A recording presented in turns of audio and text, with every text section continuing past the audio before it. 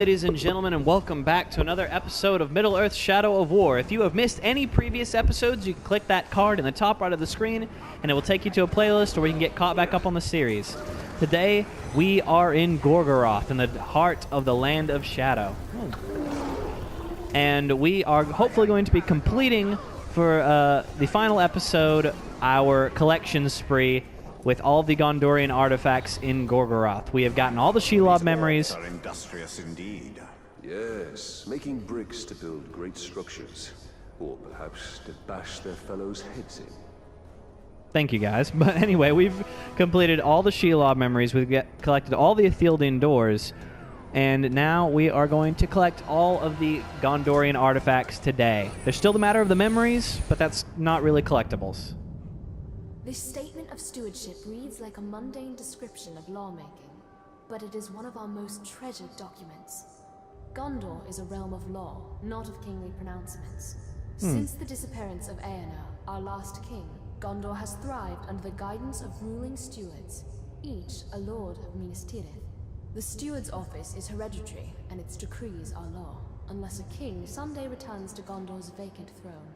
And even then, I'm not sure what use we have for a monarch, save to keep the cushion on the throne warm. Huh. Funny. Yeah, at the time... Well, I'll tell you in a minute. I'm sure Italian will comment. The words that freed Gondor from its kings. And yet the steward rules from a throne room, does he not? It's scarcely different. I mean, you're right. It's not very different at all. Alrighty, let's see. So, yeah. At the time of this game, the ruler of Gondor should probably be Ecthelion. And then Denethor takes the throne at some point, who we see in Lord of the Rings. I think it was actually cool how Ecthelion was mentioned in the Hobbit Extended Edition. Or the Battle of the Five Armies extended edition. He's a character I would like to see. No, hey, come on, up the wall. Up, fine. I'll kill you if I have to. Jeez, that was annoying.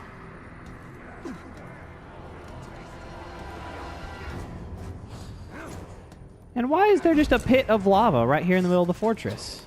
What use do they have for it? Okay, now can I please... There we go. Yes, finally. Alright, there's only 9 artifacts here. But some things were lost forever. Wait, what? But some things were lost forever. But some things we lost forever? But some things were lost forever. That's all she says. But some things were lost forever. What does that mean? What is this? Looks like a puzzle box or something? Like she doesn't know what it is? That's a big mystery. But some things were lost forever. That's fascinating. Okay. If anybody knows what that is, can you leave a comment? I'm extremely curious. I have no idea what that was about. Let's see, we got something in the cave. And it is Gorgoroth. What did this device do? Probably nothing. The Númenóreans experimented too much and perfected too little. Interesting. That really captured my attention because it was very different from everything else. Maybe it is nothing. But maybe it was like a telescope or a seeing stone. Or maybe it was just like a puzzle box, kind of like how I was saying. I thought for a second there that I just missed the audio. Let's see. Yeah, there's not many artifacts here in Gorgoroth. Just 9. And we've already got 3 of them. It has long been customary for the people of Minas Ithil to offer an amphora of water or wine to any visitor from beyond our walls. Such travelers were rare, especially recently, and making the trek to the frontier almost guaranteed a thirsty guest. But when our need was greatest, No one from Gondor came to our gates, thirsty or otherwise. Dang. You're really salty about all this. I mean, I would be too. Samphora.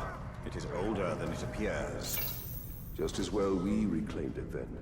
The orcs would sully it with their grog. Hey man, don't knock it till you've grogged it. Let's see. So we're looking. Well, there's another Gondorian artifact right here, but I can't quite see how to get to it. Maybe.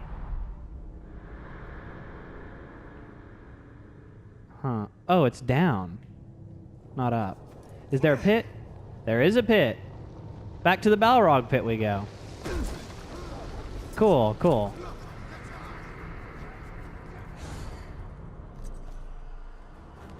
Let's see. Man, this whole map is just like a puzzle. 4 of 9. I Whoa. do not fear the orcs, but in the deep of night I will admit this. I fear their drums. An orc can be defeated in battle. His threat can be walled off or outmaneuvered. But the low rumbling of the drums, that cannot be halted by any artifice of man. Those drums are the heartbeat of their factories, and every beat marks the orcs' relentless advance. We seized these drums in a raid, and I locked them up in the Great Hall so that no orc could ever play them again. Drums in the deep. So the orcs have musicians among them. Hardly. Uruks are made for warfare, not artistry. But I guess they make good percussionists. Let's see. Ooh, over here on this like cliff, we got a Gondorian artifact. Let's get going. I'm loving this. I'm all about that lore.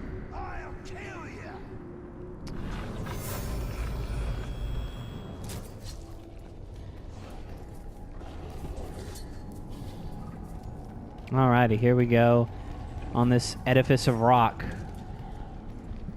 facing Barad-dûr. Dang. What do we have? There are no dwarves in Mordor. At first glance, this land would seem to suit them. Plenty of stone for carving and ore veins to mine. This shield belonged to a dwarf from another age who did come to Mordor, though not as a craftsman nor a miner. Now that Minas Ithil no longer contains the orcs within Mordor, the dwarves will have to put down chisel and hammer and pick up their shields once more. Ballin'. Literally. The dwarven shield? But where are the dwarves? Deep underground, coveting their treasure, no doubt. Hey, have some respect for your fellow craftsmen. Let's see. Our next artifact, we've cleared all the south, so our next artifact is going to be up here at the top of the caves in the north.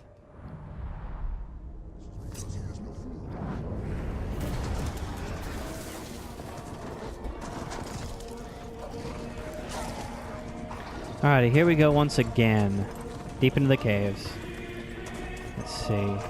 How to get there, though, that's the question. Let's try to remain out of sight.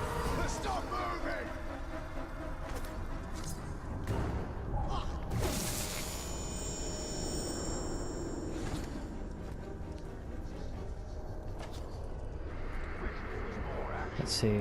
It's all the way up there. Dang.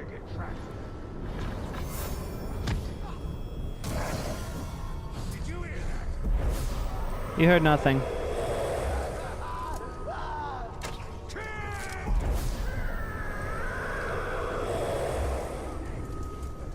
Let's see, here we go.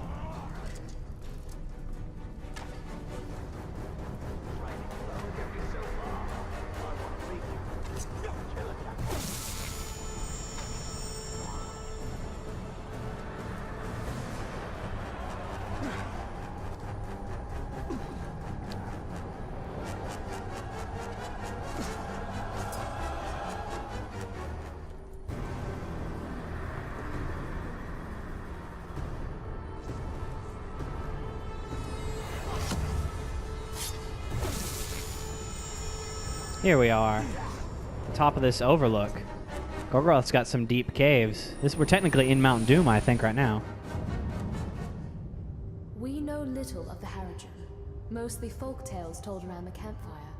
The stories say they are fierce, pitiless warriors, as cruel as the orcs and as stern as the southern mountains beyond which they hail. Those folk tales convince many a Gondorian child to behave, but I cannot reconcile them with what I see in the only Haradrim I know, Baranor. He is fierce in battle and stern when needs must, but cruel? Never. Don't be racist, kids. Let's see. Such strange clothing. And yet to the men of the South, it is as ordinary as your tunic. Only distance makes this precious. Oh. Nice comment there. Man, this game has made me really want a game about Harad. Dang, what happened? Who lit what on fire? Let's see. Hang on. I need to take a look at the map. How do I get out of here?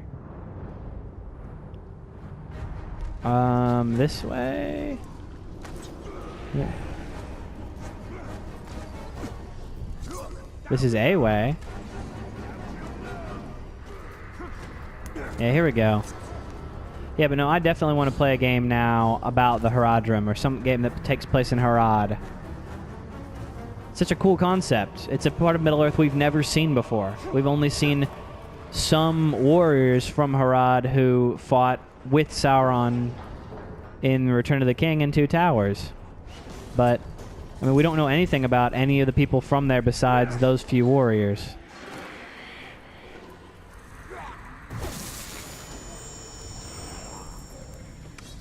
Okay, next artifact. The Analects of Ruvenier is a collection of advice from a long-ago Gondorian swordsman. It includes a series of exercises he guaranteed would lead to triumph in every duel. Like all young Gondorian soldiers, I studied the Analects a great deal, and I learned two key things. One, Ruvenier's swordsmanship was undoubtedly better than his penmanship. And two, in Ruvenier's time, duelists were far more courteous than the orcs of Mordor. War ignores such niceties. True that. A treatise on fine swordsmanship. All too rare in these times. Such grace is lost on the denizens of Mordor. Most of them, anyway. I bet that there's one or two very skilled swordsmen amongst them. Let's see, just two more to go.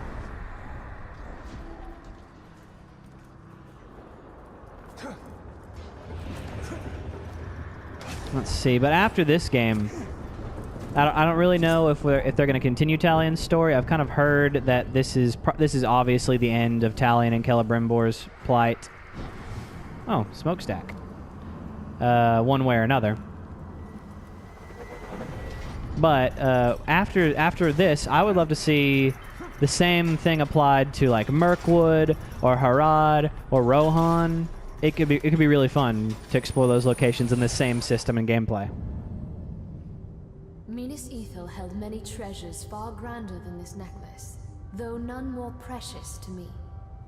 When I was a little girl, I would sneak into the Great Hall and take this necklace from its locked cabinet, thanks to a loose latch that only a child's hand could reach. For hours, I would admire myself in the mirror, imagining myself an elegant lady of Gondor, much like my mother must have been. My father caught me eventually, but as punishment, I received only a lecture. Perhaps he didn't mind seeing his daughter in such finery. Yeah, I definitely cared about her. Not a great decision maker, though. I'm surprised this necklace isn't hanging from some orc's neck. Perhaps their stubby fingers cannot work such a delicate clasp. That'd be funny. I'm glad this game has a sense of humor. Alright, lost artifact. I can actually see it right over there. Ballin'.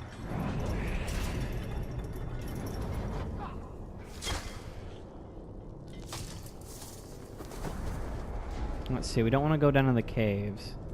How do I get back up?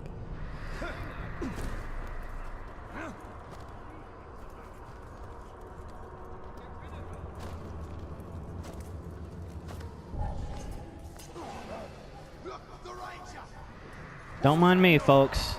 Just looking for my lost crap. Alright, here we go, last one. Cool. Unlock the skill Prospector. Activating the skill upgrade to increase the chance of receiving higher quality gems from defeated enemies. Nice. That is every single Gondorian artifact in the whole game found in this playthrough. It is a fundamental truth of Mordor. The orcs have been here far longer than men. Far longer than the Dark Lord himself, even. This place belongs to them, and in their own way, the orcs revere their heritage. We found this sword in a crude shrine, after all. Yet imagine what the orcs and Mordor could become if freed of the Dark Lord's corruption. Heck, I have no idea. I mean, it's a question that never gets answered because it's asked. Not all the orcs were just killed Phantom Menace style or Avengers 1 style after Sauron died. A bunch of them got taken out in the explosion, but I mean, we don't really know what happens to the orcs. Are they all hunted down and killed? Are they too fierce for that? Do they develop some sort of society outside of Sauron's cruel grasp? Because, yeah, they don't have a dark overlord to contend with. And that's something that the orcs can't say that they've had since literally they were created, or, you know, rather corrupted into being what they are by Morgoth. So it's a curious idea. The orcs can temper a blade, I'll give them. They produce weapons in mass, but they give little care to each one. And on that somber note, ladies and gentlemen, I will thank you all so much for joining me. Please click like if you like the video, subscribe if you want to stay updated on the series, and I will see you all next time in Middle-earth: Shadow of War. Bye.